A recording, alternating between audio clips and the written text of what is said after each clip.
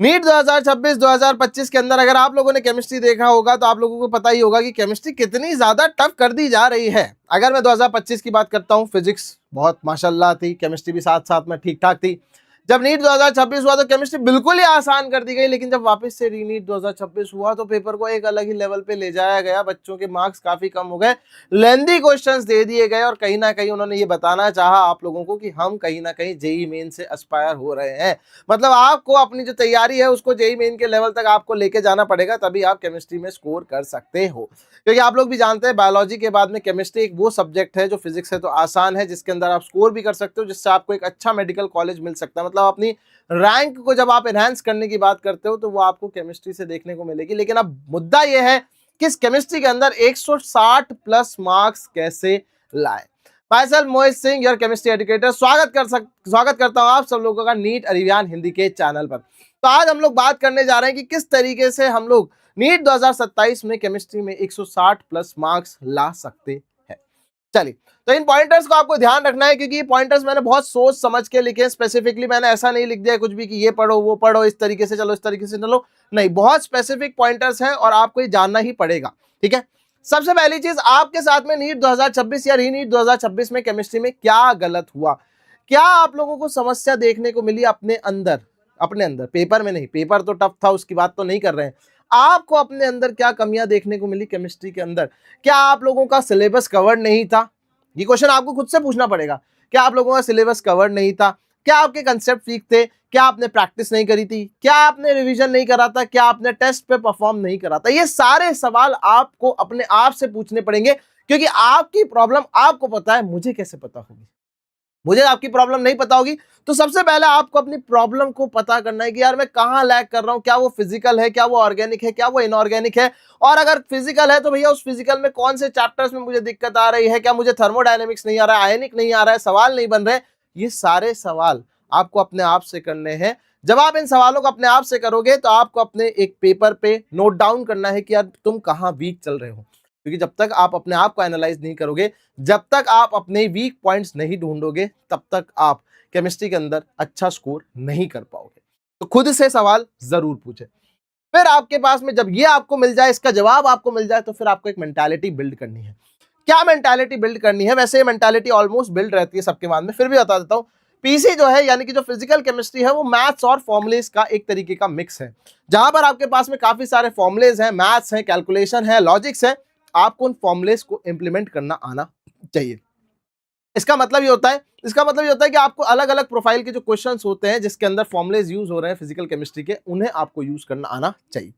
Next आ जाता है IUC, biology touch. इसका मतलब जैसे आप बायोलॉजी के अंदर काफी सारी चीजें याद रखते हो, वैसे भी इनऑर्गेनिक केमिस्ट्री में आपको बहुत सारी चीजें ऐसी हैं जो याद रखनी होती है। यानी कि यहाँ पर रिमेम्बरेंस का खेल ज्यादा है। प्रैक्टिस तो ऑब्वियस सी बात है, हम बायो में भी करते हैं तो प्रैक्टिस तो यहाँ पर भी करेंगे, लेकिन यहाँ पर काफी सारी चीजें आपको याद रखनी पड़ती है। तो आपको पहले ये मेंटालिटी बनानी पड़ेगी कि यार चीजें यहाँ रटनी या याद रखनी पड़ेगी। अब वो याद रखने के तरीके क्या होते हैं, कभी कभार आपको लॉजिकल तरीके मिलेंगे, जैसे केमिकल बॉन्डिंग हो गया, कोऑर्डिनेशन कंपाउंड हो गया, वहां आपको लॉजिक्स के थ्रू याद रख पाओगे। लेकिन जब आपकी बात डी एंड एफ ब्लॉक की आएगी या पी ब्लॉक की आएगी, तो वहां आपके पास ज्यादा लॉजिक्स नहीं है, वहां पर आपको डायरेक्ट याद रखना पड़ेगा। तो सब्जेक्ट की मेंटालिटी को समझो कि सब्जेक्ट क्या चाह रहा है आपसे, सब्जेक्ट की क्या डिमांड है। फिर आ जाता है ऑर्गेनिक केमिस्ट्री। ये सबसे बड़ा खतरा है पूरी केमिस्ट्री के अंदर, क्योंकि ये कभी नहीं समझ में आ पाता है, क्योंकि यहाँ पर आपके पास में बहुत ज्यादा डीप कंसेप्ट छुपे हुए हैं और आपको यहाँ रेगुलर प्रैक्टिस करनी पड़ेगी। फिजिकल या इनऑर्गेनिक की तरह नहीं है कि आपने एक दिन दो दिन प्रैक्टिस नहीं करी तो कुछ नहीं बिगड़ेगा। भाई अगर आपने ऑर्गेनिक केमिस्ट्री में एक दिन की भी प्रैक्टिस छोड़ दी ना, तो आपको दिक्कत होने लग जाएगी, क्योंकि आप चीजें भूलने लग जाओगे।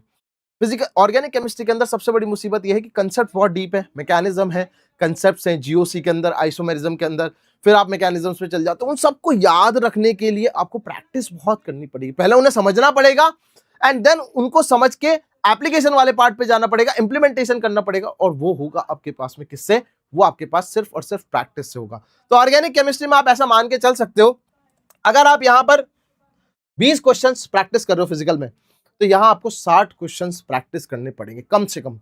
यहीं अगर आपने एक दिन के 20 क्वेश्चन करने ना पीसी के, तो यहां पर आपको 60 क्वेश्चंस करने पड़ेंगे ऑर्गेनिक केमिस्ट्री के अंदर। ठीक, उसके अलावा आपका अपना डेली टारगेट कितना होना चाहिए, केमिस्ट्री में पूछते रहते हैं कि सर डेली टारगेट कितना रखना होता है, तो भैया कम से कम मिनिमम टू मिनिमम में 60 क्वेश्चंस आपको डेली प्रैक्टिस करने हैं। और ये भी डिपेंड करता है आप किसके सॉल्व कर रहे हो। अगर आप पीसी के कर रहे हो तो कम कर सकते हो, लेकिन अगर आप ओसी और आईओसी के कर रहे हो तो आपको ज्यादा नंबर ऑफ क्वेश्चन प्रैक्टिस करने पड़ेंगे, क्योंकि ये सब्जेक्ट्स थ्योरेटिकल है, कैलकुलेशन नहीं रहता है, मतलब पीसी और आईओसी और ओसी में कैलकुलेशन नहीं रहता है, तो वहां पर आपके पास में वो जो कैलकुलेशन वाला टाइम है वो बच जाता है। तो ऑन एन एवरेज आपको मिनिमम से मिनिमम 60 क्वेश्चंस जो है वो डेली के प्रैक्टिस करने पड़ेंगे। इसके अलावा शॉर्ट नोट्स आपके पास तीनों सब्जेक्ट के होने चाहिए। सब पूछते रहते हैं क्या शॉर्ट नोट्स बनाने हैं, क्या पीसी के बनाने, ओसी के बनाने, आईओसी के बनाने, बिल्कुल बनाने, क्यों नहीं बनाने। पीसी के शॉर्ट नोट्स का मतलब क्या हो जाता है, फॉर्मुलेस होने चाहिए आपके पास में।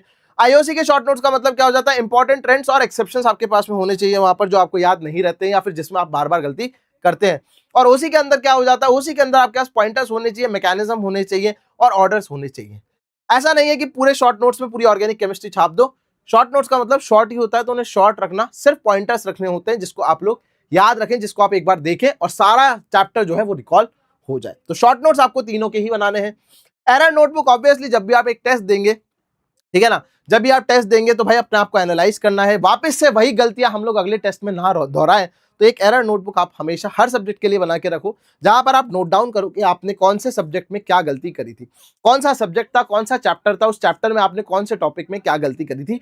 ये आप लोग मेंटेन करो। थोड़ा सा पेन लगता है, थोड़ा सा दर्द होता है, थोड़ी सी दिक्कतें आती है, लेकिन अगर आप ये काम करोगे और अगले टेस्ट में उस एरर नोटबुक को देख के जाओगे तो ऑब्वियसली आप वही गलतियां वापस से नहीं करोगे। एंड जेईई मेन के पीवाईक्यूज आपको करने पड़ेंगे ताकि आप अपना लेवल अप कर पाए। जैसे मैंने आप लोगों को स्टार्टिंग में बताया था, कहीं ना कहीं अब जो नीट का एग्जाम है वो जेईई मेन के लेवल को टच करने की कोशिश कर रहा है। इसका मतलब आप लोगों को अब जेईई मेन के पीवाईक्यूज मस्ट है करने पड़ेंगे, तभी आपको जो ये केमिस्ट्री के अंदर जो एक फियर है कि यार ये तो टफ आया था, इस साल जो पेपर था वो टफ था। इनफैक्ट मैं आप लोगों को बताना चाहूंगा, रीनीट 2026 का जो केमिस्ट्री का पेपर था वो टफ नहीं था एक्चुअली में। अगर आप उसको किसी जेईई मेन के स्टूडेंट को दे दोगे तो वो आपको बोलेगा यार ये तो बहुत आसान है, क्योंकि वो उससे भी ज्यादा टफ सवाल कर रहे हैं। ठीक है, तो वो एक्चुअली मेंटालिटी का खेल है। हम लोग अभी तक सिर्फ नीट पे अटके रहते हैं तो हम लोग उससे ऊपर नहीं जा पाते हैं, लेकिन अगर आप एक जेईई मेन वाले स्टूडेंट को वो पेपर पकड़ाओगे तो उसके लिए वो बहुत नॉर्मल था, उसके लिए बोलेगा हाँ मॉडरेट था, यूं नहीं बोलेगा इजी है, बट बोलेगा मॉडरेट था। तो आपको वैसी मेंटालिटी बनानी है। इसका मतलब आपको जेईई मेन के जो पीवाईक्यू है वो करने ही पड़ेंगे, मस्ट है, वो आपको करने ही पड़ेंगे। और फिर आ जाता है डू नॉट बिकम ऑमनिसिएंट। इसका मतलब क्या होता है, इसका मतलब ये होता है कि भैया मुझे तो सब कुछ आता है, ये चीज से बाहर निकलना पड़ेगा आपको। ये बात आपको अपने मन से निकालनी पड़ेगी, दिमाग से निकालनी पड़ेगी। मुझे तो सब आता है, ये जो सामने पढ़ाने वाला है जो ये बात बता रहा है मुझे आता है, मैं क्यों पढ़ूं। भाई जो सामने आपको बता रहा है वो एक नया बंदा है, वो आपको कुछ ना कुछ और अच्छा बताएगा, कुछ नया लेकर आएगा। तो इसीलिए आपको इस पूरी नीट की जर्नी में 2027 के लिए ये ध्यान रखना है हर सब्जेक्ट में, ठीक है ना, फिजिक्स, केमिस्ट्री, बायोलॉजी, सब के अंदर आपको ये मेंटालिटी से बाहर निकलना है, मुझे सब कुछ आता है। ये जो ओवर कॉन्फिडेंस होता है इसको ब्रेक करके आपको रखना है और आपको हर चीज को बेसिक्स और जीरो से ही समझना है। अगर आता भी है तो वेल एंड गुड है, लेकिन सामने वाला जो बोल रहा है उसको जरूर सुन लो।